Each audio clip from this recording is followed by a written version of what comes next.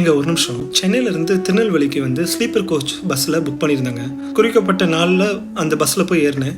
எனக்குன்னு எந்த seat book பண்ணியிருந்தனோ அந்த சீட் அப்பர் ஸ்லீப்பர் பெத்தாக இருந்துச்சு.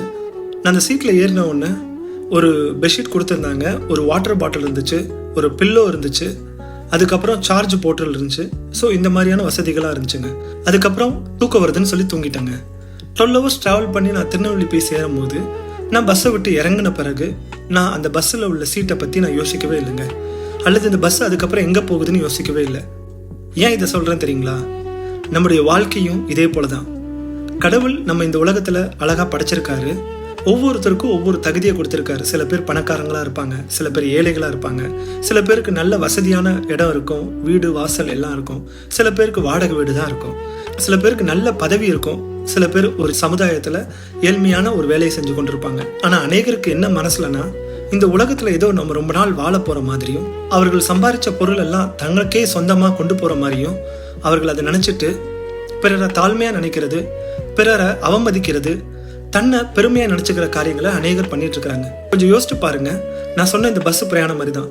எப்படி பஸ்ஸில் ஏறின பிறகு அந்த சீட் நான் புக் பண்ணியிருந்தாலும் 12 hours அப்புறம் இந்த சீட் இது என்னுடையது இல்லை, இது நான் டெம்பரவரியாக ட்ராவல் பண்ணுற இடம் அப்படிங்கிற மென்டாலிட்டி நமக்குள்ளே இருக்குதோ, அந்த பஸ்ஸில் ட்ராவல் பண்ணும்போது நம்மளுக்கு 12 hours இறங்கிடுவோன்னு தெரியும். ஆனால் இந்த உலகத்தில் பிறந்து வாழ்கிற நமக்கு எவ்வளோ நாள் வாழ போகிறோன்னு தெரியாதுல்ல.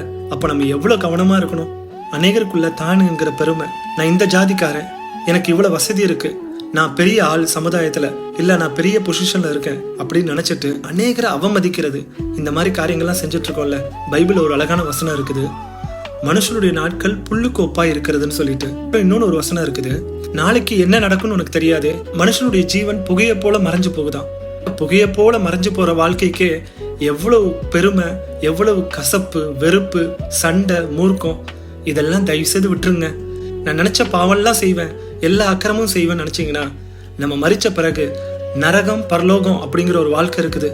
நீங்க நல்லது செஞ்சு கடவுளுக்கு பிரியமா நடந்தா பரலோகத்துல இயேசுவோட நித்தியமா வாழுவீங்க.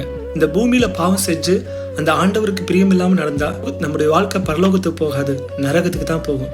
ஸோ மரணத்துக்கு பின்பு ஒரு வாழ்க்கை இருக்குது என்பதை நீங்க புரிஞ்சுக்குங்க. அந்த இயேசு கிறிஸ்துவ சொந்த இரட்சகராக ஏற்றுக்கொள்ளுங்க. ஏன்னா அவர் உங்க மேல அக்கறை மட்டும் இல்லை, உங்களை நேசிக்கவும் செய்றார். மண்ணில் பிறந்து மதிமயங்க